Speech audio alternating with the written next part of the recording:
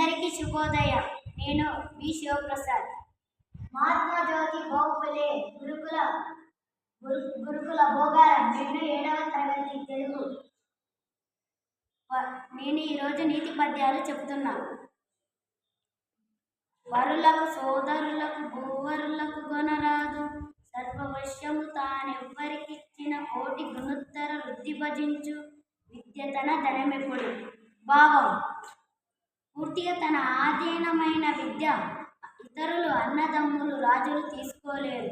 మనం ఎవరికిచ్చిన కోటి రెట్లు పెరుగుతుంది. అందుకే విద్య ఎప్పుడు మన సొంతధనం.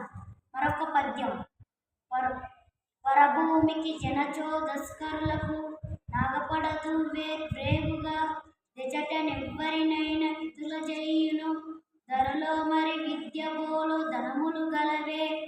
భావం: వేరే ప్రాంతాలకు వెళ్ళినప్పుడు అది విద్య ధనం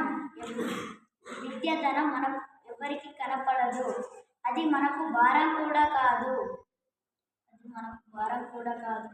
ఎక్కడైనా ఎవరినైనా ఇతులను చేస్తుంది. అందువల్ల ఈ భూమిపైన విద్యకు సమానమైన ధనం మరొకటి లేదు. అందరికీ ధన్యవాదాలు.